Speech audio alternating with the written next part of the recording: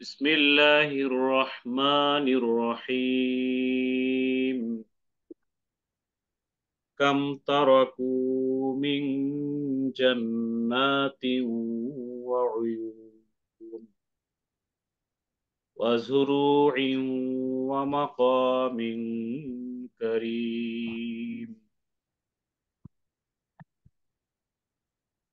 ونعمة كانوا فيها فاكهين كذلك وأورثناها قوما آخرين فما بكت عليهم السماء فما بكت عليهم السماء والأرض وما كانوا منظرين. صدق الله العظيم. আসসালাম একাডেমি কর্তৃক আয়োজিত আন্ডারস্ট্যান্ডিং দ্য কোরআনিক মেসেজ আজকের এই দ্বিতীয় অধিবেশনের আমাদের মাঝে উপস্থিত আছেন আসসালাম একাডেমির সম্মানিত পরিচালক, বিশিষ্ট পৌরাণিক স্কলার, সমাজসেবক জনাব ব্রিগেডিয়ার শাহ আলম স্যার, অন্যান্য উপস্থিতি ভাই এবং বোনেরা, আসসালামু আলাইকুম ওয়া রাহমাতুল্লাহি ওয়া বারাকাতুহু। মহান আল্লাহ তাআলার শুকরিয়া আদায় করছি, যিনি আমাদেরকে শত ব্যস্ততার মাঝেও আজকে পবিত্র শুক্রবার ফজরের নামাজ আদায় করে সূরা বনী ইসরাঈলে আল্লাহ তাআলা একটি কথা বলেছেন, ইন্না কুরআন আল ফাজরি কানা মাশহুদা। ফজরের নামাজের পরের যে কোরআন বা ফজরের যে কোরআন, এটি কিয়ামতের কঠিন ময়দানে মানুষের পক্ষে সাক্ষী হয়ে দাঁড়াবে। আমরা ঠিক ফজরের নামাজের পরপরই আল্লাহর কোরআনের কিছু আয়াতকে সামনে রেখে আজকের এই আয়োজনে যারা সমবেত হয়েছি, আমি সকলকে আমার পক্ষ থেকে সালাম দিচ্ছি, আসসালামু আলাইকুম ওয়া রাহমাতুল্লাহি ওয়া বারাকাতুহু। আর আমরা শুকরিয়া আদায় করছি, যিনি আমাদেরকে এই আয়োজনে সম্পৃক্ত হওয়ার তৌফিক দিলেন। এই জন্য সকলে পড়ি আলহামদুলিল্লাহ। দুরূদ এবং সালাম আমাদের নবী মুহাম্মদ রাসূলুল্লাহ সাল্লাল্লাহু আলাইহি ওয়াসাল্লামের উপরে, যিনি যার পুরোটা জীবন কোরআনের উপরে কাটিয়েছেন, যার জীবন সম্পর্কে আয়েশা রাদিয়াল্লাহু তাআলা আনহা বলেছেন যে তোমরা কি কোরআন পড়ো না? পুরো কোরআনটাই হচ্ছে বিশ্বনবী মুহাম্মদ রাসূলুল্লাহ সাল্লাল্লাহু আলাইহি ওয়াসাল্লাম। এটি জীবন্ত কোরআন হচ্ছেন মুহাম্মদ রাসূলুল্লাহ সাল্লাল্লাহু আলাইহি ওয়াসাল্লাম। সম্মানিত ভাই এবং বোনেরা, আমরা আজকে এমন একটা সময়ে আজকের এই আয়োজন আমরা শুরু করেছি, যে সময়টিতে ভিন্ন একটা পরিবেশ, বলা যায় ভিন্ন একটা বাংলাদেশ, একটি নতুন বাংলাদেশে দাঁড়িয়ে সূরা দোখানের 25 থেকে 30 নম্বর আয়াত, 25 থেকে 29 এই আয়াত কয়টি আমি আপনাদের সামনে পড়েছি। আজকের এই অনুষ্ঠান থেকে আমরা সেই সমস্ত শহীদানদের রুহের মাগফিরাত কামনা করছি, যারা যুগে যুগে এই কোরআনের রাজ কায়েমের জন্য, কোরআনকে পড়ার জন্য, কোরআনকে বুঝার জন্য, কোরআনকে মানার জন্য, একটি কোরআনিক সোসাইটি তৈরি করার জন্য যারা বুকের তাজা রক্ত ঢেলে দিয়ে শাহাদাতের পেয়ালা পান করেছেন, আল্লাহ তাআলা তাদের সকলকেই শহীদ হিসাবে কবুল করুক। বিশেষ করে নতুন এই বাংলাদেশ পাওয়ার ক্ষেত্রে গত পুরো জুলাই মাস, জুলাই এবং আগস্টের 5 তারিখ পর্যন্ত বাংলাদেশের বিভিন্ন প্রান্তে ছাত্র এবং সাধারণ মানুষের পক্ষ থেকে যারা জীবন দিয়েছেন, এরকম একটি পরিবেশের জন্য আমরা তাদেরও রুহের মাগফিরাত কামনা করছি। তাদের পরিবারকে আল্লাহ তাআলা ধৈর্য ধারণ করার তৌফিক দান করেন, মহান রবের কাছে আমরা সেই প্রার্থনা করছি। আমি আপনাদের সামনে বর্তমান প্রেক্ষাপটকে সামনে রেখেই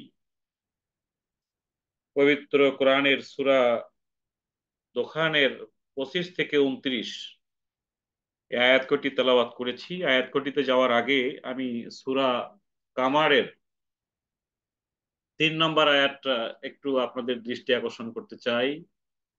আল্লাহ তাআলা এখানে বলেছেন, ওয়াকাযযাবু আত্তাবাউ আহওয়াআহুম ওয়া কুল্লু আমরিন মুস্তাকির।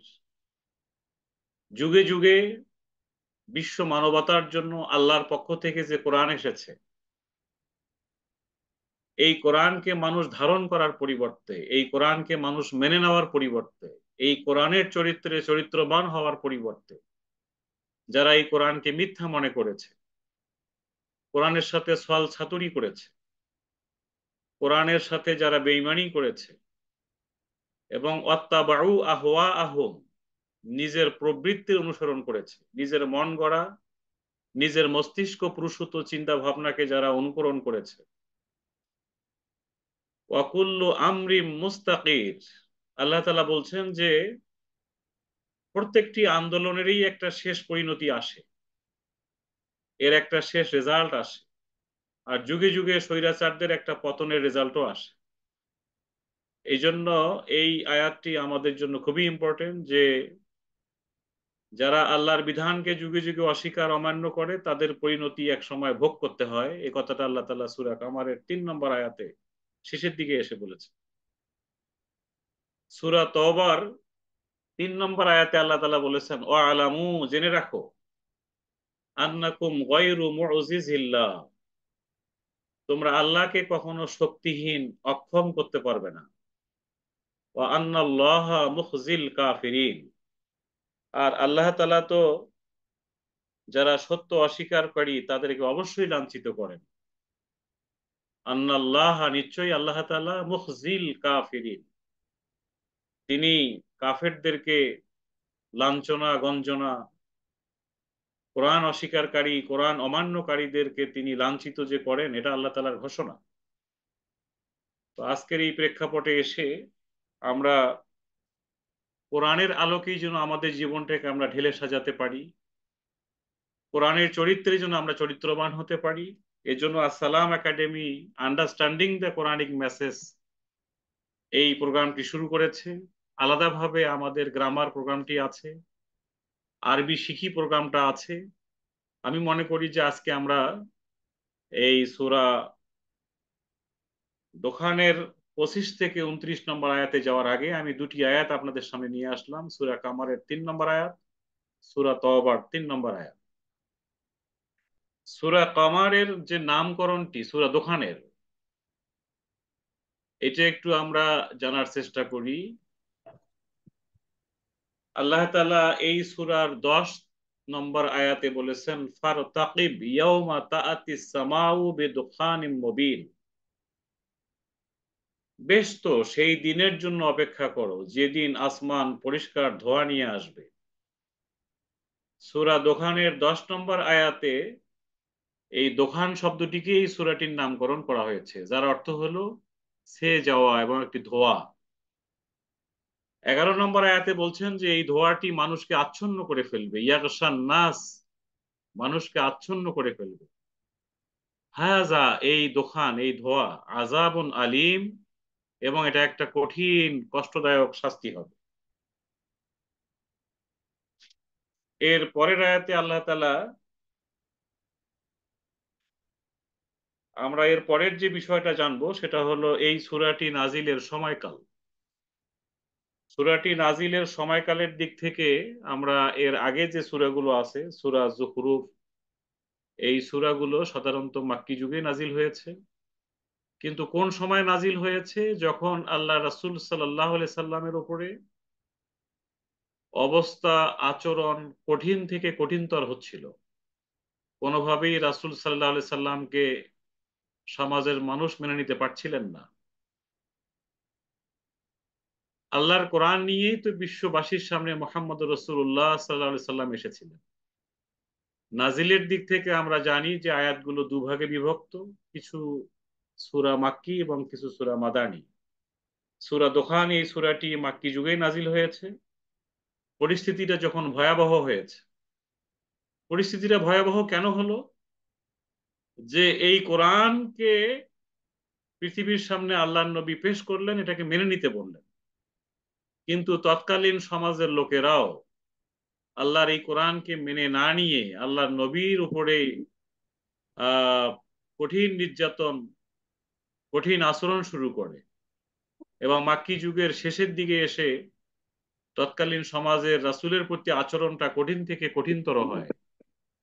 একটা পর্যায়ে আল্লাহ নবী সাল্লাল্লাহু আলাইহি সাল্লাম দোয়া করেছিলেন যে, হে আল্লাহ, তুমি ইউসুফ আলাইহিস সালামের মতো একটা দুর্ভিক্ষ দিয়ে আমাকে সাহায্য করো। আমি এদেশের মানুষকে দিনে রাতে সব সময় ডাকছি, তারা যেহেতু কোনোভাবেই তোমার দিনের প্রতি আকৃষ্ট হচ্ছে না, তা তুমি এদেরকে এমন একটা দুর্ভিক্ষ দাও যাতে করে এরা তোমাকে স্মরণ করতে পারে, তারা যেন ঈমান আনতে পারে। রাসূলের টার্গেটটা ছিল এটাই। একটা পর্যায়ে নূহ আলাইহিস সালামও আল্লাহর কাছে দোয়া করেছিলেন যে, আল্লাহ, ইন্নী দাআউতু লাইলাও ওয়া নাহারা, আমি মানুষকে দিনে ডাকছি, রাত্রে ডাকছি, বারবার ডাকছি, একাকী ডাকছি, জয়েন্টলি ডাকছি, কিন্তু এরপরেও তারা যখন আমার কথা শুনছে না, তুমি এদের উপরে তোমার পক্ষ থেকে আযাব নাজিল করো।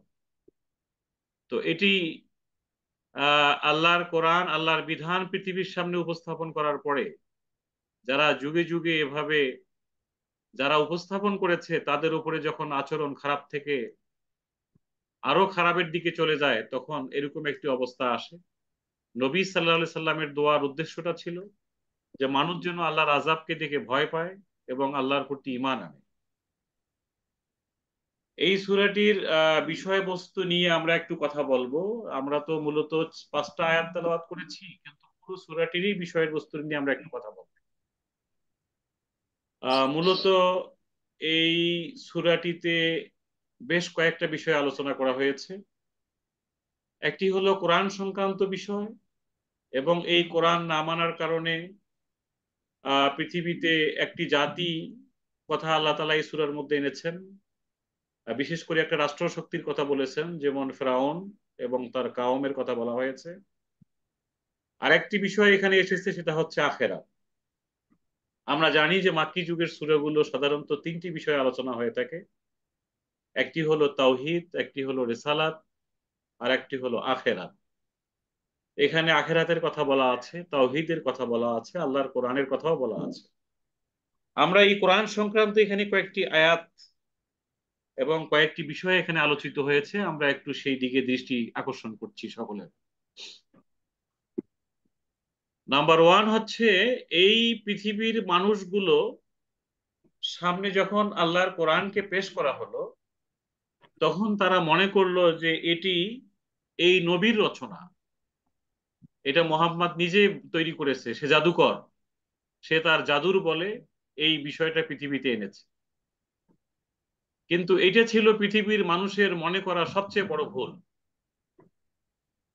এই গ্রন্থ, এই কোরআন, এটা যে মানুষের তৈরি না, এটা যে আল্লাহর পক্ষ থেকে নাজিলকৃত, এই কোরআনই কিন্তু তার সাক্ষী দেয়। এবং নবী মুহাম্মদ সাল্লাল্লাহু আলাইহি সাল্লাম নিজেও তার সাক্ষী যে তিনি, যে মানুষটি 40টা বছর এই এলাকার মানুষদের সাথে বসবাস করলেন, এই এলাকার মানুষের সাথেই তার চলাফেরা ছিল, হঠাৎ করে 40 বছরের পরে এসে একজন নিরক্ষর মানুষ, যিনি কোনো স্কুল, কলেজ, ইউনিভার্সিটি, মাদ্রাসায় পড়লেন না, তিনি হঠাৎ করে কিভাবে এরকম একটি বিধান পৃথিবীর সামনে আনলেন, এটা থেকেই বোঝা যায় যে এটা তার তৈরি করা কোনো গ্রন্থ নয়। কিন্তু আমরা যদি পৃথিবীর ইতিহাস দেখি, যুগে যুগে অনেকেই মোহাম্মদ সাল্লাল্লাহু আলাইহি সাল্লামকে জাদুকর বলেছে, অনেকে মোহাম্মদ সাল্লাল্লাহু আলাইহি সাল্লামকে কোরআনের রচয়িতা বলেছে। কিন্তু আল্লাহর এই সূরা দোখানে এসে আল্লাহ তাআলা বলছেন যে না, এটা মোহাম্মদের রচিত কোনো বিষয় নয়, এটা আমার নাজিলকৃত কিতাব। এই সূরার প্রথম আয়াতটাই হচ্ছে হামিম। এই হামিম, এই হা এবং মিম দুটো অক্ষর এখানে আছে। আমরা যদি সূরা বাকারা পড়ি, ওখানে আল্লাহ তাআলা বলছেন আলিফ লাম মিম। আমরা যদি সূরা ইয়াসিন পড়ি, তাহলে ওখানে ইয়াসিন দুইটা অক্ষর আছে। আবার কোথাও তহা আছে। এই অক্ষরগুলো কোরআনের এমন কিছু অক্ষর যেগুলো কোনোদিন কোনো মানুষের পক্ষে এটার কোনো অর্থ বের করা সম্ভব না। এবং ডক্টর মরিস বুকাইলি যখন কোরআন অধ্যয়ন করা শুরু করলেন, তিনি সূরা বাকারাতে এসে যখন আলিফ লাম মিম পেলেন, তখন তিনি তৎকালীন সমাজের মানুষকে জিজ্ঞাসা করলেন যে আলিফ লাম মিমের অর্থ কি। তখন তারা বলল যে এর অর্থ পৃথিবীর কেউ জানে না, এই বিধান যিনি নাজিল করেছেন তিনিই শুধু এটার অর্থ জানেন। তো তার মানে এই কোরআন ধরার আগে কোরআনের ধারক এবং কোরআনের পাঠককে এটা মনে করতে হবে যে এটা মানুষের তৈরি করা কোনো বিষয় নয়, এটি এমন একজন স্রষ্টার পক্ষ থেকে নাজিলকৃত, যে এই কোরআনের কিছু দুর্ভিদ্য আয়াত আছে যেগুলোর অর্থ তিনি ছাড়া আর কেউ জানেন না। এবং এটা হচ্ছে ওয়াল কিতাবিল মুবিন, এটা হচ্ছে সুস্পষ্ট এবং একটা ক্লিয়ার কিতাব, যার শপথ আল্লাহ তাআলা সূরা দোকানে করেছে। 2 নম্বর, এই পৃথিবীর মানুষ কি মনে করে যে এই কোরআনের কোনো মর্যাদা বা এটার কোনো মূল্য নাই। আজও কিন্তু এই সমাজের মানুষ এই কোরআনকে মর্যাদা দেয় না, এই কোরআনকে উপলব্ধি করে না, এই কোরআনকে রিয়ালাইজ করে না। যেমন সূরা ফুরকানের 30 নম্বর আয়াতে আল্লাহ তাআলা বলছেন, ওয়াকাল রাসূল ইয়া রাব ইন্না কওমি ইত্তাখাযু হাযাল কুরআনা মাহজুরা। কিয়ামতের মাঠে কিন্তু আল্লাহ রাব্বুল আলামিন বিচারকের আসনে থাকবেন, মুহাম্মদুর রাসূলুল্লাহ সাল্লাল্লাহু আলাইহি ওয়াসাল্লাম বাদী হবেন, আমরা হব বিবাদী। আমাদের বিপক্ষে কিয়ামতের কঠিন ময়দানে আল্লাহর নবী আল্লাহর সামনে অভিযোগ দায়ের করবেন রব্বুল আলামিন, এই আমার কওম, ইন্না কওমি, এই যে আমার কওম, ইত্তাখাযু হাযাল কুরআনা, এই কোরআনকে গ্রহণ করেছিল মাহজুরা, অ্যাবান্ডন অবস্থায়। এরা এটাকে গুরুত্ব দেয় নাই, এটার মর্যাদা এটার গুরুত্ব উপলব্ধি করে নাই, এটাকে রিয়েলাইজ করে নাই, এটাকে তারা অ্যাবান্ডন করেছে, এটাকে তারা ছুঁড়ে ফেলে দিয়েছে, এটাকে ঘরের মধ্যে একটা কাপড়ে বেঁধে রেখেছে। এই এই এই এই এই সেন্সটাই পৃথিবীর মানুষের জন্য একটা ভুল সেন্স। পৃথিবীতে যুগে যুগে যারা ফ্যাসিস্ট, যারা স্বৈরাচার, তারা এভাবে কোরআনকে উপলব্ধি করে না, এটাকে মর্যাদা দেয় না। আর কি মনে করে যে এটা মনে করার মধ্যেই বিপদ। এই কোরআন যারা অনুসরণ করে তারা এটাকে মহা বিপদ মনে করে। অথচ আল্লাহ তাআলা বলছেন যে কিতাব এবং রাসূল আমি যে পৃথিবীর সামনে পেশ করেছি, এটা দুটোই আমার রহমত এবং কল্যাণ। সুবহানাল্লাহ। পৃথিবীতে আমার এই কিতাব, আমার এই কোরআন, সূরা হাদীদে আল্লাহ তাআলা এই কথাটা বলেছেন যে লাকাদ আনজালনা রুসুলুনা বিল বায়িনা ওয়া আনজালনা মাআহুমুল কিতাব ওয়াল মিজান লিয়াকুমান নাসু বিল কিসত। যুগে যুগে আমি যে কিতাব এবং মিজান এবং যে রাসূল পাঠিয়েছি, আমার উদ্দেশ্যটা হচ্ছে লিয়াকুমান নাসু বিল কিসত, পৃথিবীতে ন্যায় এবং ইনসাফের উপরে মানুষকে দাঁড় করানো। মানুষ যেন ন্যায়ের উপর দাঁড়িয়ে থাকতে পারে, সত্যের উপর দাঁড়িয়ে থাকতে পারে, মানবতা যেন তার অধিকার ফিরে পেতে পারে। আমি এই জন্যই তো পৃথিবীতে আমার রহমতের জন্য এই কোরআন পাঠিয়েছি। এই সূরার 3 নম্বর আয়াতে আল্লাহ বলছেন, ইন্না আনজালনাহু ফি লাইলাতিন মুবারাকা ইন্না কুন্না মুনজিরিন। আমি এই কোরআন নাজিল করেছি একটি পবিত্র বরকতময় রাত্রিতে। যে কথাটা আল্লাহ তাআলা সূরা কদরে বলেছেন, ইন্না আনজালনাহু ফি লাইলাতিল কদর, আমি এই কোরআনকে নাজিল করেছি একটা ভাগ্য রজনীতে। অথচ মানুষ আজকে দুর্ভাগ্যের জাতাকলে নিষ্পেষিত। অথচ ভাগ্য নামক একটি সূরা কোরআনে আল্লাহ তাআলা নাজিল করেছেন, যেটাকে সূরা কদর বলে। আল্লাহ তাআলা বলছেন যে তুমি কি জানো, অমা আদরাকা মা লাইলাতুল কদর, তুমি কি কখনো চিন্তা করে দেখেছো এই ভাগ্য রজনী বা কদরের রাত বলতে কি বোঝায়? লাইলাতুল কদর খায়রুম মিন আলফি শাহর। এই পৃথিবীর মানুষের ভাগ্য পরিবর্তনের জন্য যুগে যুগে মানুষ অনেক আইন, অনেক মত, অনেক পথ, অনেক রচনা করেছে, অনেক আবিষ্কার হয়েছে। শত বছরে, হাজার বছরে, হাজার চেষ্টা করে, হাজারো রকম আইন কানুন তৈরি করে পৃথিবীর মানুষ যে পৃথিবীর ভাগ্যের পরিবর্তন করতে পারেনি, আমি আল্লাহ তাআলা এক রাত্রেই সে সমস্যার সমাধান করেছি। সুবহানাল্লাহ। এই জন্য এটাকে বলা হয় আলফি সাহার, খায়রুম মিন আলফি সাহার। হাজার বছর, হাজার মাস চেষ্টা করে পৃথিবীর মানুষের ভাগ্য পরিবর্তনে মানুষ কোনো কন্ট্রিবিউশন করতে পারেনি। মানুষ মানুষের যাত্রাকলে নিষ্পেষিত হয়েছে, মানবতা পৃথিবীতে ভুলণ্ঠিত হয়েছে। মানুষের যে ভাগ্য মানুষ হাজার বছর চেষ্টা করে সমাধান করতে পারোনি, আমি সেই সৌভাগ্যের জন্য, মানুষের সেই কপাল খুলে দেওয়ার জন্য আমি আল্লাহর পক্ষ থেকে এক রাত্রেই সেই সমস্যার সমাধান করেছি। এই কথাটা এই সূরা দোকানের 3 নম্বর আয়াতে আল্লাহ বলছেন যে লাইলাতুম মুবারাকা, এবং সূরা কদরে আল্লাহ বলছেন লাইলাতুল কদর। সম্মানিত ভাইয়েরা, এই বিষয়বস্তুটি সূরা দোকানে আছে, আমাদেরকে এটা ভালো করে একটু পড়ে নিতে হবে। 3 নম্বর আমরা যে কথাটা বলতে চাই এই বিষয়বস্তুর মধ্যে, সেটা হলো এই পৃথিবীর মানুষ মনে করে যে এই কেতাব এবং রাসূল এটা হলো তাদের একটা বিরোধী শক্তি, এদের বিরুদ্ধে লড়াই করে আমাদেরকে বিজয় অর্জন করতে হবে, এবং এদেরকে বিভিন্ন রূপ দেয় যে এরা জঙ্গি, এরা বিভিন্ন অপরাধে অপরাধী, এরা ধর্মের নামে বিভিন্ন কথাবার্তা বলে এদেরকে মানুষ অপোজিশন বানিয়ে ফেলে। কোরআনের ধারক বাহকদেরকে পৃথিবীর মানুষ আজীবন অপোজিট, এবং যারা যুগে যুগে যারা স্বৈরাচারী মানসিকতা সম্পন্ন তারা এটাকে, তাদের বিরুদ্ধে লড়াই করাটাকে তারা জরুরি মনে করে, এবং তারা মনে করে এর বিরুদ্ধে লড়াই করে আমরা বিজয়ী হব, এবং তারা মনে করে যে আল্লাহর এই ফয়সালাগুলো এগুলা এই যুগে চলে না, এটা এখানে চলার মতো কোনো বিষয় নয়। পৃথিবী এখন ডিজিটালি মুভ করছে, এটা ডিজিটালের এই দৃষ্টিতে এটা কোনো একটা বিষয় হইতে পারে না। কিন্তু আল্লাহ তাআলা বলছেন যে আমার বিধান এটা অথর্ব কোনো দুর্বল বস্তু নয়, যে এটা যে কোনো সময় পরিবর্তিত হতে পারে। সূরা বনী ইসরাইলে আল্লাহ তাআলা এই কথাটা বলেছেন যে তুমি আমার বিধানের মধ্যে কোনো পরিবর্তন খুঁজে পাবে না। এবং এই সূরার মধ্যেও আল্লাহ তাআলা 4 নম্বর আয়াতে বলেছেন ফিহা ইউফরাকু কুল্লু আমরিন হাকিম, আমার এই বিধানটা আমি যে কদরের রাত্রে নাজিল করেছি এটা কোনো ছেলে খেলার বিষয় নয়, এটার মধ্যে কোনো ভ্রান্তি এবং অপূর্ণতা নাই, যে এটা তোমরা যে কোনো সময় এটাকে ধুলায় মিশে ফেলতে পারবে, এটা কচুর পাতার কোনো জল নয় যে ধাক্কা দিলে ঠাস করে পড়ে যাবে। আমার এই কোরআনকে পৃথিবীতে যুগে যুগে তারা লিউতফিউ নূর আল্লাহ বে আফওয়াহিহিম, তাদের মুখের ফুৎকার দিয়ে তারা আজীবন নিভিয়ে ফেলতে চেয়েছিল, কিন্তু আল্লাহ তাআলা বলছেন যে না, এটা হচ্ছে ইউফরাক।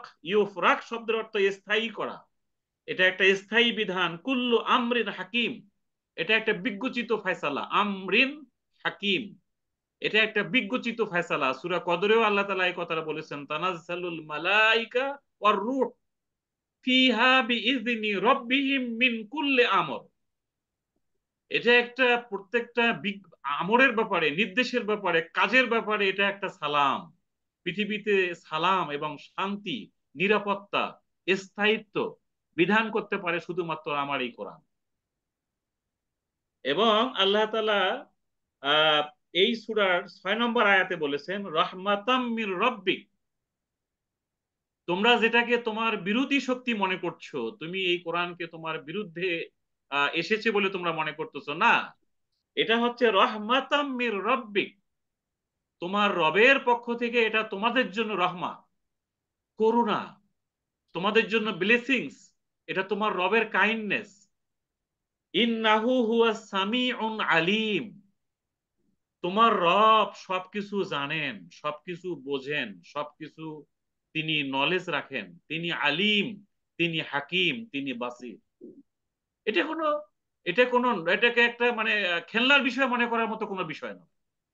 এটা হচ্ছে এক সর্বশ্রোতা সর্বজ্ঞ এক মহা জ্ঞানী রবের পক্ষ থেকে নাজিলকৃত একটা বিধান, এটা আল্লাহর পক্ষ থেকে রহমা। সম্মানিত ভাইয়েরা, 4 নম্বর আল্লাহ তাআলা এই কোরআনের ব্যাপারে যে কথাটা বলেছেন সেটা হলো যে তোমরা সবাই মনে করো, পৃথিবীর সব মানুষ মনে করে মান খালাকাস সামাওয়াতি ওয়াল আরদ, যদি মানুষকে জিজ্ঞেস করা হয় আসমান এবং জমিন কে সৃষ্টি করেছে, লা ইয়াকুলুনাল্লাহ, তারা অবশ্যই বলবে যে আল্লাহ সৃষ্টি করেছে। এই ব্যাপারে পৃথিবীর কারো কোনো দ্বিমত নাই। সব ধর্ম বর্ণ নির্বিশেষে সকল দল মতের মানুষ মনে করে যে আল্লাহ আসমান জমিনের একমাত্র মালিক, জীবন মৃত্যুর মালিক একমাত্র তিনি। তিনি আমাদের রব, তিনি আমাদের পালনকর্তা। জীবন এবং মৃত্যু একমাত্র তার এখতিয়ারে, এটা পৃথিবীর সব মানুষ মনে করে।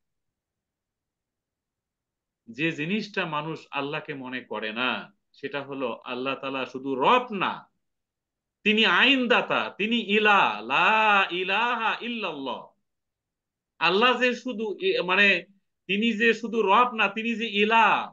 এই এই তিনি যে আইনদাতা, তিনি যে হুকুমকর্তা, তিনি যে বিধানদাতা।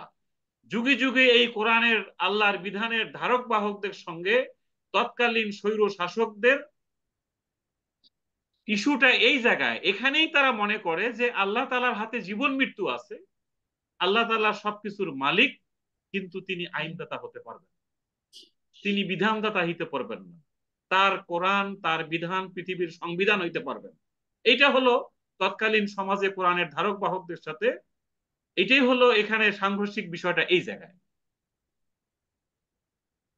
তারা মনে করে যে আমরা আমাদের বাপ দাদার আমল থেকে যে বিধান মেনে চলতেছি এটাই মূল কথা, যেটা আমাদের বাপ দাদারা করে আসছে।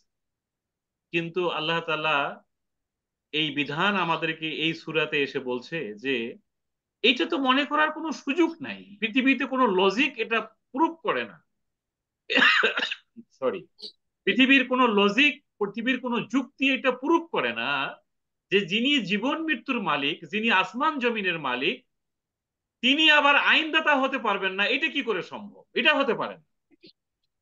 এটা এটা কোনো সামান্য সন্দেহেরও কোনো কারণ নেই যে রব্বুল আলামিন একমাত্র আইনদাতা, যিনি জীবন মৃত্যুর মালিক, সেটা আমার বাপ দাদারা বুঝতে ভুল করতে পারে, কিন্তু আমি তো আর ভুল করতে পারি না।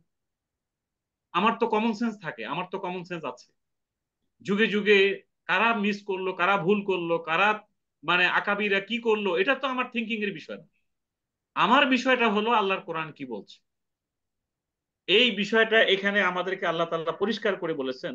সূরা দোখানের 7 নম্বর আয়াতটা যদি আপনারা দেখেন, যে রব্বিস সামাওয়াতি ওয়াল আরদ ওয়া মা বাইনাহুমা ইন কুনতুম মুকিনিন। আসমান এবং জমিনে যা কিছু আছে এর সব কিছুর রব হচ্ছেন আল্লাহ। এটা পৃথিবীর সব মানুষ মনে করে। কিন্তু 8 নম্বর আয়াতে যে আল্লাহ তাআলা বললেন যে লা ইলাহা ইল্লা হুয়া, তিনি ছাড়া কোনো ইলাহ নাই, তিনি ইউহয়ী ওয়া ইউমীত, তিনি জীবন এবং মৃত্যুর মালিক। রব্বুকুম ওয়া রব্বু আবাইকুমুল আউয়ালিন। আল্লাহ তাআলা এখানে বললেন যে তিনি তোমাদের রব। রব্বুকুম মানে তিনি তোমাদের রব।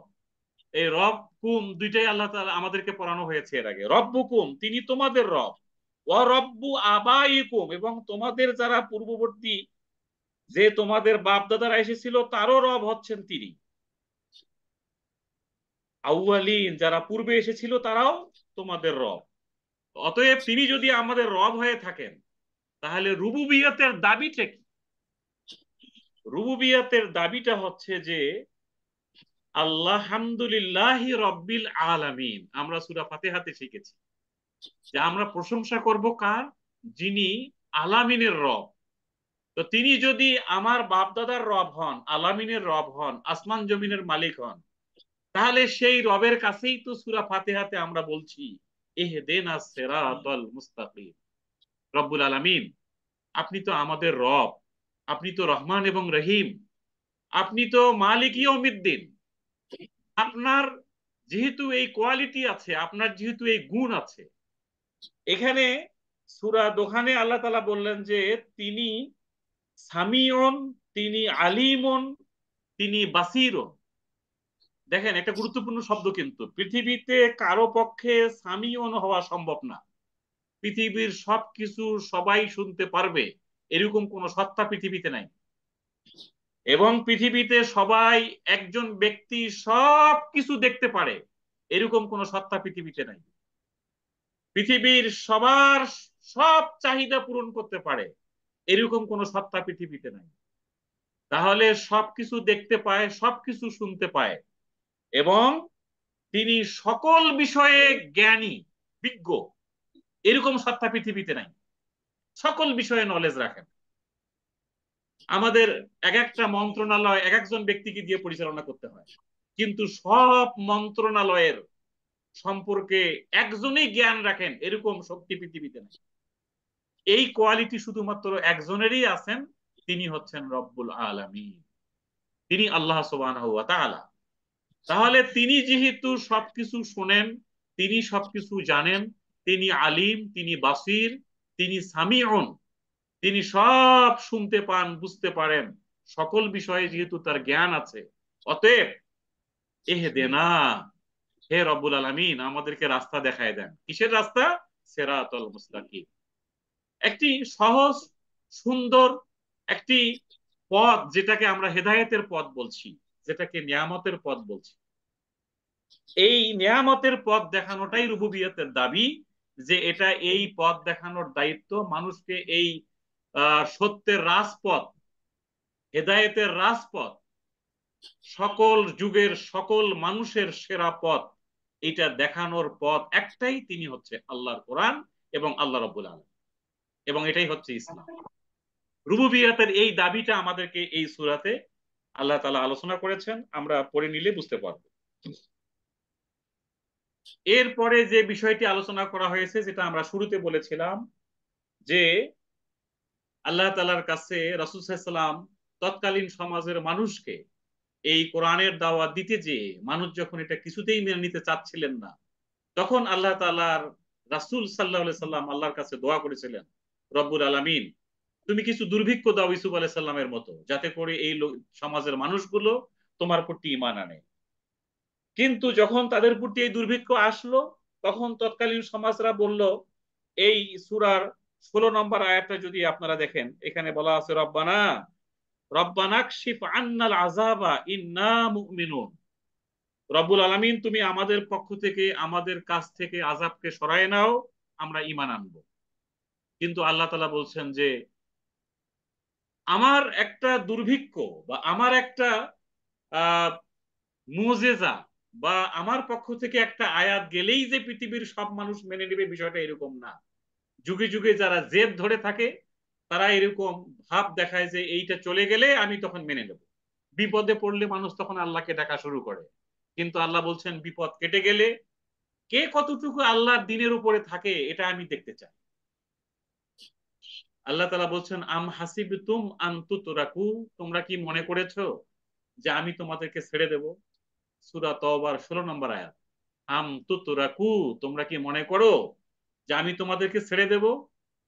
ওয়ালাম্মা ইয়ালামিল্লাহুল্লাযীনা জাহাদু মিনকুম, আমি কি দেখে নেব না তোমাদের মধ্যে কারা এই বিধান, এই কোরআনের মেসেজ পৃথিবীতে প্রতিষ্ঠিত করার ক্ষেত্রে কারা তোমরা এগিয়ে এসেছো?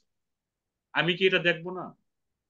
আমি এটাও দেখতে চাই, ওয়ালাম ইয়াত্তাখিযু মিন দুনিল্লাহ ওয়ালা রাসূলি ওয়ালাল মুমিনিনা ওয়ালিজা, যুগে যুগে যারা এই কোরআন থেকে দূরে থেকেছে, এই কোরআনের ধারক রাসূল সাল্লাল্লাহু আলাইহি সাল্লাম থেকে দূরে থেকেছে, এই কোরআনের বাহক, কোরআনের কর্মীদের থেকে যারা দূরে থেকেছে, আমি তাদেরকে দেখবো না? ইন্নাল্লাহ খাবীরুম বিমা তা'মালুন, তোমরা কি চিন্তা করো, কি ভাবনা করো, আমি আল্লাহ সে সম্পর্কে খবর রাখি, আমার কাছে খবর আছে। অতএব দুর্ভিক্ষ অথবা মুজেজা দেখলেই যে মানুষ ঈমান আনবে, বিষয়টা তাও না। এটার জন্য একটা মানসিকতা দরকার, একটা অ্যাটিটিউড দরকার। এরপরে এই সূরাটিতে যে আলোচনাটা করা হয়েছে, সেটা হলো যুগে যুগে কিছু স্বৈরাচার, কিছু ফ্যাসিস্ট যুগে যুগে সবসময় আমরা দেখেছি। এর মধ্যে একজনের নাম এখানে এসেছে, তার নাম ফেরাউন। তার কওমের কথা বলা আছে এই সূরার 17 নম্বর আয়াতটা যদি আপনারা দেখেন, 17, 18, 19, 20, এই আয়াতগুলোতে আল্লাহ বলছেন ওয়ালাকাদ ফাতান্না ক্বাবলাহুম কওমু ফিরআউন ওয়া জাআহুম রাসূলুন কারীম, যুগে যুগে আমার বিধান নিয়ে তৎকালীন শাসকদের সামনে আমার পক্ষ থেকে আমার রাসূল গিয়েছিল, এর মধ্যে মুসা আলাইহিস সালাম একজন, যিনি ফেরাউনের কাছে এসেছিলেন। ফেরাউনের কাছে এসে তিনি বলেছিলেন, আল্লাহ তাআলা কোরআনের সূরা বিভিন্ন জায়গায় বলছেন ইজহাব ইলা ফিরআউন ইন্নাহু তাগা, ফেরাউনের কাছে যাও, সে স্বৈরাচার হয়ে গেছে, সে বিদ্রোহী হয়ে গেছে। তিনি সেখানে গিয়েছেন, তাদের সামনে আল্লাহর কিতাবের কথা বলেছেন, তিনি তাদেরকে মুজেজা দেখিয়েছেন। কিন্তু না, তৎকালীন সমাজের মানুষ মুসা আলাইহিস সালামকে মেনে নেয়নি। তারা জেদ ধরে এক গুইমি মানসিকতা নিয়ে তারা টিকে থাকার চেষ্টা করেছে, এমনকি মুসাকে তারা হত্যা করার জন্য তৈরি হয়েছিল। এর ফলে যে পরিণামটা হয়েছিল, সে পরিণামটা আমরা সকলেই জানি। যে আল্লাহ তাআলা মুসা আলাইহিস সালামকে তার হাত থেকে রক্ষা করেছেন এবং তাকে পানিতে ওয়া আগরাকনা আলা ফিরআউনা ওয়া আনতুম তানজুরুন। আমি ফেরাউনকে পানিতে চুবিয়ে মেরেছিলাম, তোমরা মজা করে দেখছিলে। স্বৈরাচারের পতন কিন্তু তখনও দেখা গেছে। কিন্তু এই লিসনটা আল্লাহ তাআলা ফেরাউনকে যখন মারেন, সূরা ইউনূসের মধ্যে আল্লাহ তাআলা বলছেন যে শেষে যখন সে ঈমানের ঘোষণা দিল, কিন্তু আমি বললাম যে না, এখন আর তোমার ঈমান আনার সময় নেই। তোমারকে আমি চিরদিনের জন্য শুটকি করে রাখবো। তোমাকে দেখে পৃথিবীর মানুষ যেন একটা আমার পক্ষ থেকে আয়াত মনে করে, নিদর্শন মনে করে, এটা যেন মানুষ যুগে যুগে স্মরণ করে। কিন্তু সেই স্বৈরাচারদের চিহ্ন এখনো পৃথিবীতে আছে, কিন্তু আমরা যুগে যুগে শিক্ষা নেই না। এই বিষয়টি এখানে আলোচনায় এসেছে। সর্বশেষ যে আলোচনাটা এসেছে সেটা হলো আখেরাত। এই আখেরাত পৃথিবীর মানুষ যুগে যুগে মেনে নিতে পারে না, মেনে নিতে চায় না। এইটাই মানতে মানুষের আপত্তি।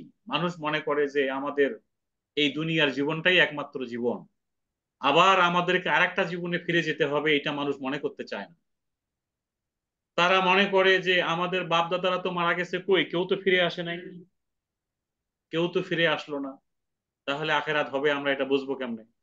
এরকম অভিযোগ তারা রাসূলের সামনে নিয়ে আসছে।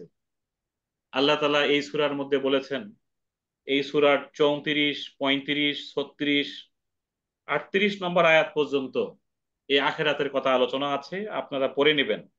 তারা মনে করে আমাদের বাপ দাদারা তো কেউ ফিরে আসেনি।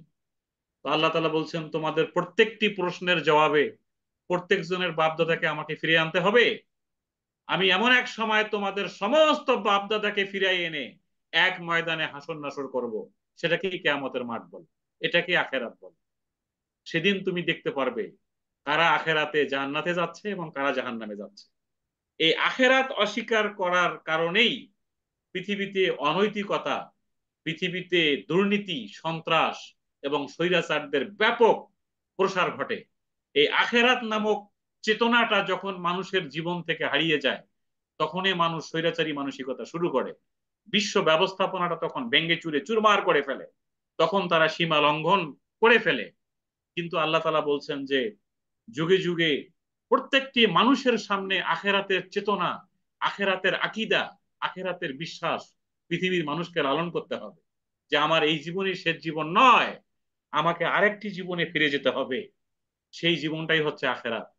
আজকের পৃথিবীতে এটা প্রুফড হয়েছে, প্রমাণিত হয়েছে যে মানুষের এই জীবনটাই শেষ নয়, মানুষকে আরেকটা জীবনের দিকে ফিরে যেতে হবে। আমরা যখন আখেরাত সংক্রান্ত আলোচনায় যাব, তখন আমরা সে বিষয়ে কথা বলবো ইনশাআল্লাহ। এখানে আপনারা এটা দেখে নেবেন। সর্বশেষ যে কথাটা বলা আছে এই সূরাটিতে, সেটা হলো আমি এই কোরআনকে সহজ, সুন্দর এবং সাবলীল ভাষায় অবতীর্ণ করেছি। এই সূরার 58 নম্বর আয়াতটা যদি আপনারা দেখেন, তাহলে দেখবেন আল্লাহ তাআলা এখানে বলছেন যে আমি এই কোরআনটাকে একেবারেই সহজ সরল করে নাজিল করেছি। ফাইন্নামা ইয়াসসারনাহু বিলিসানিক। এবং আরেকটা জায়গায় আপনারা সবাই জানেন আল্লাহ তাআলা বলছেন ওয়ালাকাদ ইয়াসসারনাল কুরআনা লিযিকর। আমি পৃথিবীতে কোরআনকে তোমাদের তোমাদের জীবনে বাস্তবায়ন করার জন্য আমি সহজ করে নাজিল করেছি। জাস্ট আমার দায়িত্ব হচ্ছে লাআল্লাহুম ইয়াতাযাক্কারুন, তোমরা যেন এই কোরআনটাকে মেনে নাও, এটাকে যেন বুঝে নাও। কিন্তু এখানে এসে আল্লাহ তাআলা বলছেন যে তোমরা জেদ ধরে আছো, তোমরা কোরআনকে মানবা না, কোরআনকে তোমাদের অপোজিশন বানিয়েছো, কোরআনের ধারক বাহকদেরকে তোমরা গালিগালাজ করে একেবারে ধ্বংস করে দেওয়ার পায়তারা করছো। তাহলে তোমাদের মনে করা উচিত তোমাদের জন্য এক কঠিন চরম পরিণতি অপেক্ষা করছে, এক কঠিন চরম পরিণতি অপেক্ষা করছে। আল্লাহ তাআলা শেষের আয়াতে বললেন ফারতাকিব ইন্নাহুম মুরতাকিবুন। খুব গুরুত্বপূর্ণ আয়াত, সবার শেষের আয়াত এটা সূরা দোকানের। আল্লাহ বলছে যে তোমরা অপেক্ষা করো, আমার নবীও অপেক্ষা করছে। যুগে যুগে কোরআনের ধারক বাহকরাও দেখবে কিভাবে স্বৈরাচারদের, কোরআন বিরোধীদের পতন হয়, এটা আমরা দেখব। এবং যা হওয়ার তা যথাযথ সময়ে দেখতে পাবে তোমরা। এটাই পৃথিবীর ইতিহাস, যুগে যুগে মানুষ এটাই দেখে আসতেছে। আসুন আমরা সেই যুগে যুগে যারা স্বৈরাচারী করে কিভাবে সমাজ থেকে বিতাড়িত হয়েছে, আল্লাহ তাআলা এই সূরার 25 নম্বর আয়াতে বললেন, কাম তারাকু মিন জান্নাতিন ওয়া উয়ুন। কাম তারাকু মিন জান্নাতিন ওয়া উয়ুন, কত বাগ বাগিচা ঝর্ণাধারা, আর কি, ওয়া যুরুইন ওয়া মাকামিন কারীম, কত ফসল এবং জমকালো প্রাসাদ তারা ছেড়ে গিয়েছে। এই আপনারা যুগে যুগে যদি দেখেন, ফেরাউনের কাহিনী দেখেন, নমরুদের কাহিনী দেখেন, একেবারেই পৃথিবীর বিগত কয়েক দশক ধরে বিভিন্ন দেশের যারা ফ্যাসিস্ট ছিল, তারা যুগে যুগে যারা পতন হয়েছে, তারা কি রেখে গেছে। এই তারাকু শব্দটা হচ্ছে তরক করা, যেটা আমরা সবাই জানি, তরক করা, ছেড়ে যাওয়া, ফেলায় রাখা। কাম কতই না, কাম, কাম শব্দটার সাথে আমরা সবাই পরিচিত। কাম মানে কত, কাম তারাকু, কত কিছুই রাতে ফেলায় রেখে চলে গেল। কি ফেলায় রেখে গেল? জান্নাত, বাগান বাগিচা, সাজানো গোছানো সংসার, আর কি, অয়ুন, ঝর্ণাধারা। আমরা হোয়াইট হাউসের নাম শুনেছি। তৎকালীন বিভিন্ন সমাজে আল্লাহ নবীর সাহাবায়ে কেরামরা যখন যেখানে বিজয়ের ডঙ্কা নিয়ে সামনের দিকে এগিয়ে গেছে, তাদের হোয়াইট হাউসকে তারা ফেলায় রেখে গেছে, তাদের শান শওকতকে তারা ফেলায় রেখে গেছে। তৎকালীন নবীর সাহাবীদেরকে তারা গার্ড অফ অনার দিয়ে লাল গালিচা সম্বর্ধনা দিয়েছে। সাহাবীরা সকল গালিচাকে, সকল বাগ বাগিচাকে, সকল জমকালো প্রাসাদগুলোকে ধুলায় মিশিয়ে দিয়ে তারা সেখানে কালেমার পতাকা উত্তোলন করেছে। যুগে যুগে এটাই আমরা দেখেছি, ইতিহাস তাই বলে।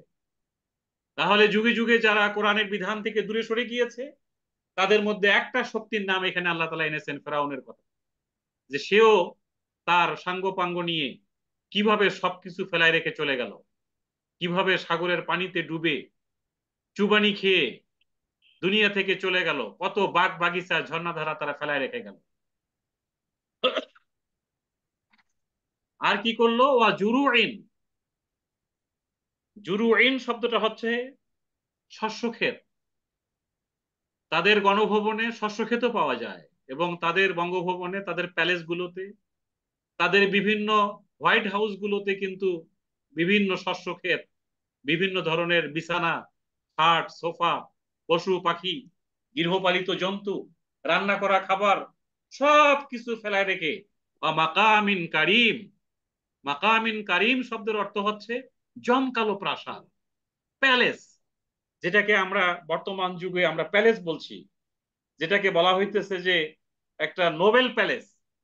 এইভাবে তারা যুগে যুগে তাদের বাড়ি ঘর সংসার সবকিছু ফেলায় রেখে তারা চলে যায়, ছেড়ে দেয়, তরক করে চলে যায়। তারপরে কি ফেলে গেছে?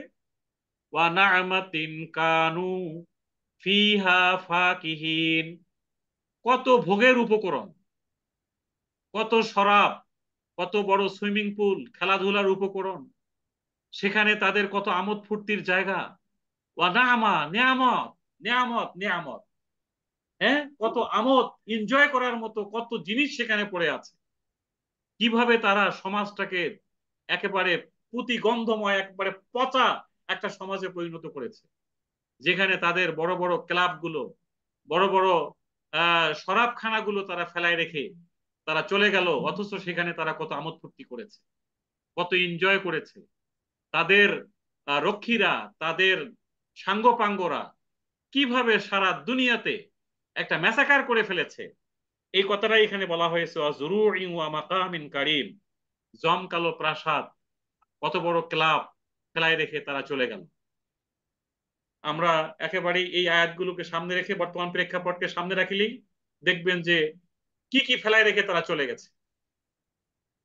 আল্লাহ তাআলা বলছেন যে কাযালিক, এইভাবে, এইভাবে শব্দটা হচ্ছে যে যখন যেখানে যে স্বৈরাচারের আবির্ভাব হয়েছে, তারা তৎকালীন সেই সমাজের সেই সময়টাতে এইভাবে তাদের সকল জমকালো প্রাসাদ, তাদের ঝর্ণাধারা, তাদের সুইমিং পুল, তাদের সাজানো গোছানো বাড়িঘর, তাদের শরাবখানা, এইভাবে তারা এমন একটা পরিণামের দিকে এগিয়ে গিয়েছে যে একটা শক্তির তখন উত্থান হয়েছে, যে শক্তিটা জীবন দিয়ে, রক্ত দিয়ে শাহাদাতের পেয়ালা পান করে ওয়া আওরাসনাহা ওয়া আওরাসনাহা ওই সমাজের, ওই জমকালো প্রাসাদের, ওই জমিনের আমি তাদেরকে ওয়ারিশ করে দিয়েছি কওমান আখারিন, একটা ভিন্ন গ্রুপকে। এই কাজালিক শব্দটা একটা গুরুত্বপূর্ণ দিক।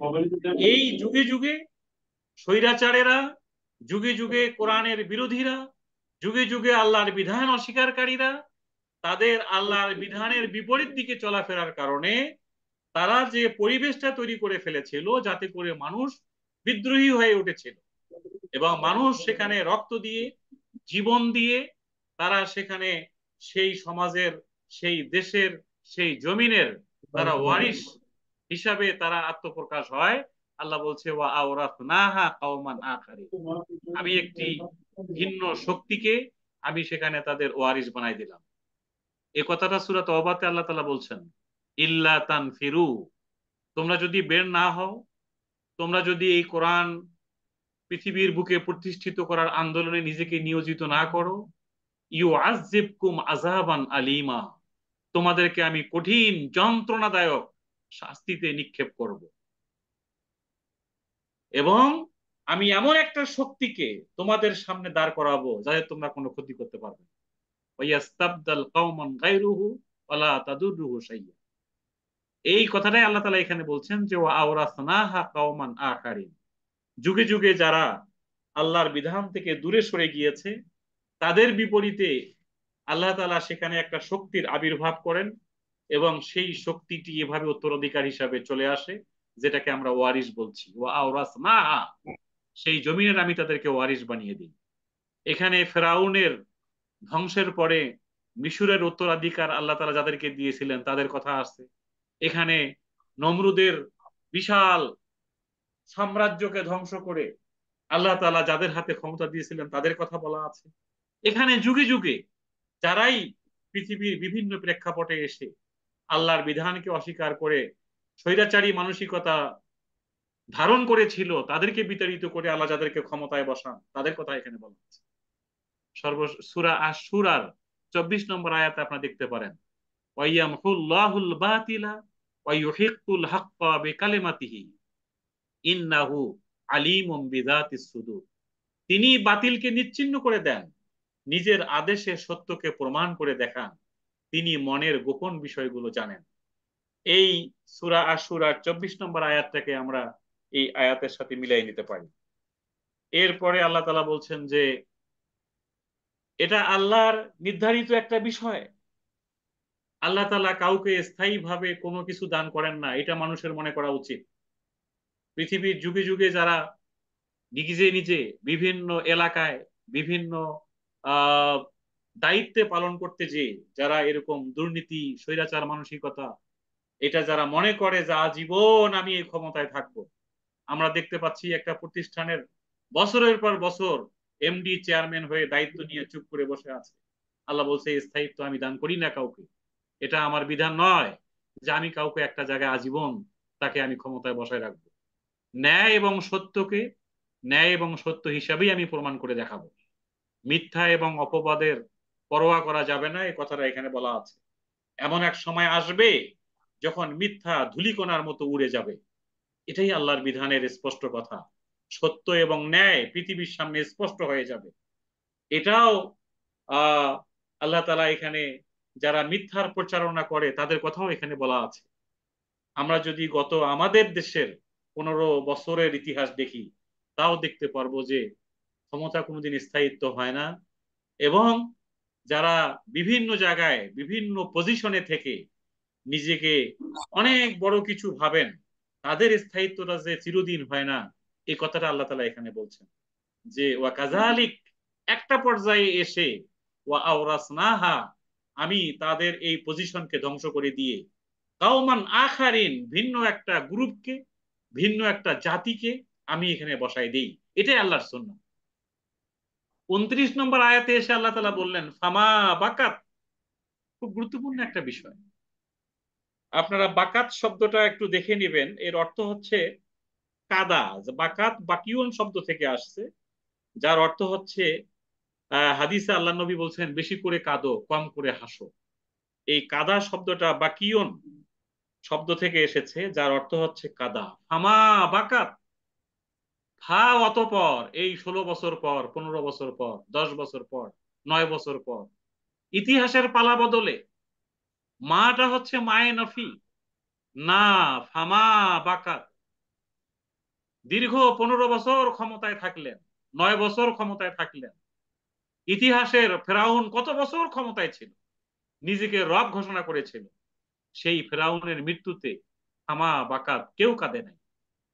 কি আজব! হামা বাকাত, আল্লাহর কোরআন কি বলে? হামা বাকাত আলাইহিমুস সামাউ ওয়াল আরদ। এই দীর্ঘ স্বৈরাচার জীবনের শেষ প্রান্তে এসে যখন পতনের ডঙ্কা বেজে ওঠে, তখন আল্লাহ বলছেন তাদের জন্য আসমানেও কেউ কাঁদে না, জমিনেও কেউ কাঁদে না। অমা কানু মুনজিরিন। শুধু তাই না, দীর্ঘদিন ক্ষমতায় থাকার পরেও আমি হয়তো 45 মিনিটের মাধ্যমে তার ক্ষমতার পরিসমাপ্তি ঘটাতে পারি। এটা আল্লাহর ঘোষণা। অমা কানু মুনজিরিন। মুনজিরিন শব্দটা ইন্তেজার শব্দ, নাজারা থেকে এসেছে। কোনো ইন্তেজার করার সুযোগ আমি দেই না, তাকে কোনো অপেক্ষা করার সুযোগ দেই না। আমি মুহূর্তের মধ্যে, আমি পুরো সিনারি চেঞ্জ করার ক্ষমতা আমি আল্লাহ রাখি। ফামা বাকাত আলাইহিমুস সামা ওয়াল আরদ। এবং তার দীর্ঘদিনের পতনের পরেও তার জন্য আসমানেও কেউ কাঁদে না, জমিনেও কেউ কাঁদেনি। না আসমান কেঁদেছে, না জমিন কেঁদেছে। কেন? যখন তারা ক্ষমতায় ছিল, যুগে যুগে তাদের শ্রেষ্ঠত্বের ডঙ্কা বাজত। আপনারা এই ওয়ার্ড গুলো একটু দেখে নেন যে কি কথা তাফসির গুলোতে আসছে। যখন তারা ক্ষমতায় ছিল, তাদের শ্রেষ্ঠত্বের ডঙ্কা বাজত, যে তারাই পৃথিবীর সেরা। প্রশংসার গীত পূর্তি ধ্বনিত হতো। আপনি দেখেন, প্রশংসার গীত যারা ক্ষমতায় আছে তাদের প্রশংসা, তাদের বাপ দাদার প্রশংসা, এইটার প্রশংসা ছাড়া আর কোনো প্রশংসা নাই। এটাই শুধু ধ্বনিত প্রতিধ্বনিত হতো। তাদের আগে এবং পিছে চাটুকারদের ভিড় থাকতো, চাটুকার দিয়ে তারা ভরা থাকতো। এবং তাদের ভাবটা এমন ছিল যে পুরো পৃথিবী তাদের ভক্ত, তাদের দয়ার কাছে সবাই ঋণী, এরকম একটা অবস্থা। পৃথিবীতে তাদের থেকে জনপ্রিয় আর কেউ নেই। এই পয়েন্টগুলো এত পৃথিবীর সাথে মিলে যায়, আল্লাহর কোরআনের আয়াতের সাথে কেমনে মেলে দেখেন। তারা এমন ভাবে নিজের ক্ষমতাটা পাকাপোক্ত করেছিল যে এর বাইরে চিন্তা করার কোনো সুযোগই নেই কারো। এবং তাদের গুণগান ছাড়া আর কোনো গুণগান গাওয়ার সুযোগ নেই। চাটুকাররা এমন ভাবে তৈরি হয়ে গিয়েছিল যে চাটুকারদের ভিড় ছাড়া এখানে আর কিচ্ছু নাই। গোটা অফিস, পৃথিবীর সমস্ত প্রতিষ্ঠান তাদের ভক্ত। বিজনেসম্যান থেকে শুরু করে সব জায়গায় তারাই তাদের ভক্ত। এবং তাদের দয়া এবং করুণায় সবাই যেন আমরা ঋণী। একমাত্র তারাই মালিক, পৃথিবীর সব যেন ভাড়াটিয়া, এরকম একটা অবস্থা। আর কি, তাদের থেকে জনপ্রিয় আর কেউ নাই, আকাশচুম্বী জনপ্রিয়তা। এই এত কিছু থাকার পরেও কিন্তু যখন পতন হয়ে গেল, একটি চোখ থেকেও তাদের জন্য অশ্রুপাত হয়নি। তা তো হয়নি, উল্টা পাশে মিষ্টি মুখ হয়েছে যুগে যুগে। এমনকি আপনারা দেখেন, মানে তাফসিরে কথাটা কেমন এসেছে, যে সবাই প্রাণ ভরে শ্বাস নিয়েছে। এই কথাটা কিন্তু মিডিয়াতে আমরা দেখতে পাচ্ছি। সবাই প্রাণ ভরে শ্বাস নিয়েছে, যেন পাজরে বিদ্ধ কাঁটাটি এইমাত্র বের হয়ে গেল। আল্লাহু আকবার। যুগে যুগে কিন্তু এই ঘটনাগুলো ঘটে। এগুলো তাফসিরের কথা লিখে রাখছি আমি এখানে। একটি চোখ অস্ত্রপাত হয়নি। এবং পৃথিবীর মানুষ এমন ভাবে শ্বাস নেয় স্বৈরাচারের পতনে, যে পাজরে বিদ্ধ কাঁটাটি এইমাত্র মনে হয় বের হয়ে গেল। এ কথা সবারই জানা। কেন কাঁদেনি জমিনবাসী? তাফসিরে এসেছে তারা মানবতার কোনো কল্যাণ করে নাই। তারা মানবতার কোনো কল্যাণ করেনি। যা কিছু করেছে তার সাথে করাপশন জড়িত। আর আসমানবাসী কেন কাঁদে নাই, এ কথাটা তাফসিরে আসছে যে আল্লাহর সন্তুষ্টির জন্য তারা কিছু করে নাই, আল্লাহকে রাজি খুশি করার জন্য তারা কিছু করে নাই। অথচ তাদের প্রত্যেকটি অফিসে একটা করে মসজিদ আছে। আমি প্র্যাকটিক্যাল বলি, যে আমি 5 তারিখ রাত 10টার সময় যখন গণভবনে গেলাম, দেখি একটা মসজিদ ওখানে আছে। আমরা এর আগে সংসদ ভবনে গিয়েছি, সেখানেও মসজিদ আছে। বাংলাদেশের সমস্ত সরকারি অফিসগুলোর ভিতরে একটা করে মসজিদ আছে। পৃথিবীর সব জায়গায় উপাসনালয় আছে। প্রত্যেক স্বৈরাচারের প্যালেসের ভেতরে উপাসনালয় আছে। এই মসজিদ থাকার পরেও কেন এখানে আল্লাহর সন্তুষ্টির জন্য কিছু করা হলো না? কেন এখানে মানবতার কল্যাণের জন্য কিছু করা হলো না? এই মসজিদগুলো থেকে কি তাহলে যারা নামাজ পড়েছে সেই নামাজ কি কোনো কাজে লাগলো? এখানে যারা জিকির করেছে তার জিকির কোনো কাজে লাগলো? এখানে যারা পাগড়ি পরেছিল, জুব্বা পরেছিল, এই পাগড়ি জুব্বা কোনো কাজে লাগলো? সম্মানিত ভাই এবং বোনেরা, আসমানবাসী, আল্লাহ তাআলা বলছে ফামা বাকাত আলাইহিমুস সামা ওয়াল আরদ, আসমানবাসী কেন কাঁদেনি? যে আসমানের যিনি মালিক, আসমানে যিনি অবস্থান করেন রব্বুল আলামিন, তার সন্তুষ্টির জন্য কোনো কাজ হয়। তাহলে এখানে যারা সেজদা করলো এরা কারা? এখানে যারা নামাজ পড়লো তারা কারা? এই জন্য মসজিদ গুলোতে যারা আমরা মসজিদে নামাজ পড়ি, এটা শুধু নামাজ পড়লে যে হবে না, মসজিদ গুলো আবাদ করার জন্য সূরা তওবার 16 নম্বর থেকে 19 নম্বর আয়াতে আল্লাহ তাআলা মসজিদের আবাদকারী কারা হবেন, মসজিদের দায়িত্বে কারা থাকবেন, মসজিদের মেইনটেনেন্স কারা করবেন, সে কথাগুলো বলা আছে। ওই কোয়ালিটি যোগ্যতা সম্পন্ন লোকেরা যদি পৃথিবীকে আবাদ করতে পারে, পৃথিবীকে কন্ট্রোল করতে পারে, ম্যানেজ করতে পারে, তাহলেই শুধুমাত্র মানুষ তার অধিকার ফিরে পেতে পারে। আমরা এই সূরা তওবার 16 থেকে 19 নম্বর আয়াত নিয়ে আর একটা সেশন করবো ইনশাআল্লাহ। সেখানে পৃথিবীকে মেনটেন্স করার জন্য, আল্লাহর এই জমিন তো পুরোটাই আল্লাহর ঘর, মসজিদ, যেখানে আমরা সেজদা করি, এই সেজদা করার জায়গাটার যারা উত্তরাধিকার হবেন তাদের কি কোয়ালিটি থাকা দরকার, সূরা তওবার 16 থেকে 19 নম্বর আয়াতে আল্লাহ বলছে। আমরা সেই আয়াতগুলো নিয়ে একদিন কথা বলবো, একটা সেশন হবে ইনশাআল্লাহ আমাদের। আমরা কেন আসমান এবং জমিনবাসী কাঁদে নাই? আমরা যদি একবারে লাস্ট 16 বছরের 15 বছরের ইতিহাস দেখি, তাহলে কি কি অত্যাচার এবং জুলুম হয়েছে মানবতার কল্যাণের পরিবর্তে। আমরা দেখেন এই গত কয়েকদিনে আমাদের মিডিয়ায় যে নিউজগুলো আসতেছে, কিভাবে হত্যা হয়েছে, কিভাবে একটা বাচ্চাকে গাড়ি থেকে ফেলাই দিয়ে রাস্তার মধ্যে ধাক্কা দিয়ে ফেলাই দিয়ে মেরে ফেলা হচ্ছে, কিভাবে গুলি করা হয়েছে, কিভাবে অশ্লীলতা বেহায়াপনা মন্ত্রীরা, এমপিরা, দায়িত্বশীলরা কিভাবে অশ্লীলতা বেহায়াপনার সরাসরি করেছে, কিভাবে মদ জুয়া ঘুষের নানান ধরনের ছড়িয়ে গিয়েছে, কিভাবে সীমা লঙ্ঘন হয়েছে। এই সূরা দোকানে কিন্তু আল্লাহ তাআলা এই কথাগুলো বলেছেন, যে কিভাবে একটা সমাজে অশ্লীলতা বেহায়াপনা, হত্যা, খুন, সুদ ঘুষ মদ জুয়া দুর্নীতি এগুলো কখন ছড়িয়ে যায়? যখন সেখানে আল্লাহর বিধান অ্যাবসেন্ট হয়। এই সীমা লঙ্ঘনটা ছড়িয়ে গেলেই তখন আর বেঁচে থাকার বেশি সময় থাকে না, পতনের সময়টা ঘন্টা বেজে ওঠে। এইভাবে আল্লাহ তাআলা এমন ভাবে ওই শক্তিকে নিশ্চিহ্ন করে দেন, যেভাবে মানুষ ময়লার কোনো আহ বস্তাকে ছুঁড়ে মেরে ফেলেন ডাস্টবিনের মধ্যে। সময় মাত্র থাকে 45 মিনিট অথবা 10 মিনিট বা 5 মিনিট। ফেরাউনের পতনটা তো হয়েছিল একবারে সাগরের মাঝখানে। আল্লাহ তাআলা এই কথাটা মুসা আলাইহিস সালামকে বলছেন, যে তুমি যে লাঠি দিয়ে সমুদ্রকে ফাঁকা করে রাস্তা করে বের হয়ে আসলা, ওখানে দাঁড়ায় থাকো, আর লাঠি দিয়ে আঘাত করার দরকার নেই। ওই বাহিনীটা মাঝখানে আসুক, তারপরে আমি কিভাবে পানিতে মিশাই দিয়ে তাদেরকে চুবিয়ে মারি তুমি দেখতে পারবে। আসুন, এই আয়াতগুলো থেকে আমরা যে শিক্ষা নিতে পারি সেটা হলো, কোরআনের ডাকে আমাদেরকে সাড়া দিতে হবে, কোরআনের চরিত্রে আমাদেরকে চরিত্রবান হতে হবে, কোরআনকে আমাদের পড়তে হবে, কোরআনকে বুঝতে হবে, কোরআনকে আমাদের মানতে হবে। শুধু কোরআন শরীফ সকাল সন্ধ্যায় কিছু সূরা জিকির আজকার করলে হবে না। আমাদেরকে কোরআনের 6666টি আয়াতের উপরেই আমাদের নলেজ অর্জন করতে হবে। আমরা তো অনেক বড় লেখাপড়া জানি, আমরা কেউ ডক্টর, কেউ ইঞ্জিনিয়ার, কেউ ব্রিগেডিয়ার, কেউ আর্মি, কেউ কর্নেল, আমরা কেউ ব্যাংকার, কেউ চেয়ারম্যান, কেউ এমডি, কিন্তু আমরা কোরআন শিখবো না, এটা তো হইতে পারে না। আসুন আমরা কোরআনটাকে শেখার সিদ্ধান্ত নেই, কোরআনটাকে মানার সিদ্ধান্ত নেই, কোরআনটাকে বুঝার সিদ্ধান্ত নেই। আসসালাম একাডেমি সেই সিদ্ধান্তই নিয়েছে। আল্লাহ তালা আমাদের কোরআনের ডাকে সাড়া দিয়ে কোরআনের আলোকে জীবন তৈরি করার তৌফিক দান করুন।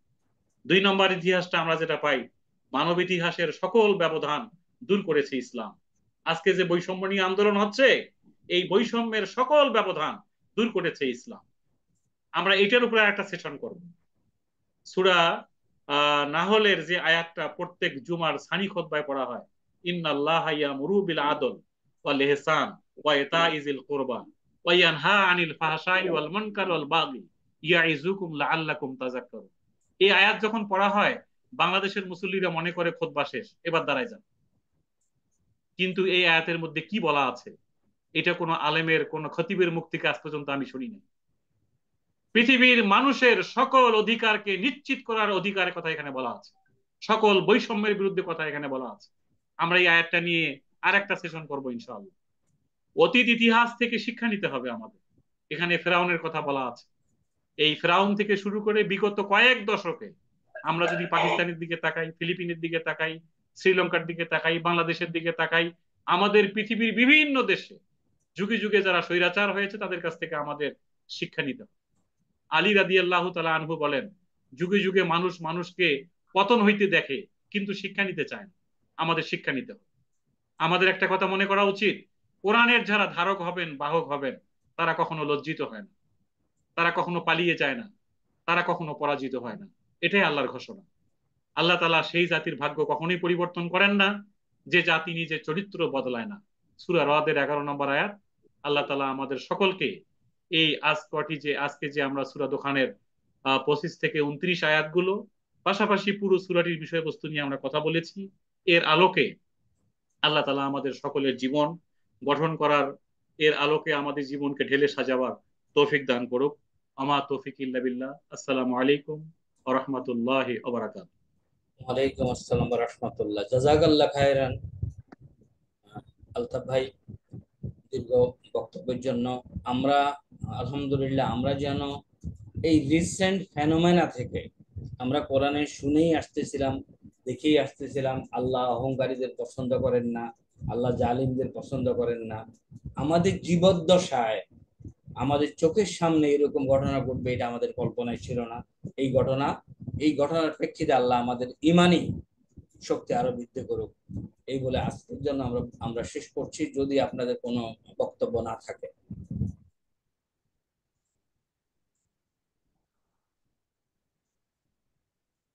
তাহলে আমরা আলতাফ ভাই আজকে শেষ করি। জি, থ্যাংক ইউ স্যার। মাশাআল্লাহ, আমরা সুবহানাকাল্লাহ। নেক্সট সেশন সবাইকে জানাই দেবো ইনশাআল্লাহ স্যার। জি, নেক্সট সেশনের ব্যাপারে আরেকটা বিষয় হলো, আমাদের প্রোগ্রাম নিয়ে কারো কোনো পরামর্শ বা কোনো কিছু যদি থাকে দ্রুত উপস্থাপন করতে পারে স্যার। হ্যাঁ, আমাদের গ্রুপে আপনারা মেসেজ দিয়ে না। আমাদের গ্রুপে মেসেজ দিলে হবে। জি, জি। আল্লাহ হাফেজ। সুবহানাকাল্লাহুম্মা ওয়া আসসালামু আলাইকুম। বিহামদিকা আশহাদু আল্লা ইলাহা ইল্লা আনতা আস্তাগফিরুকা ওয়া আতুবু সুবহানাকা আল্লাহুম্মা ওয়া বিহামদিক আস্তাগফিরুল্লাহ ওয়া আতুবু ইলাইক। Thank you sir. আসসালামু আলাইকুম। আসসালামু আলাইকুম। আসসালাম।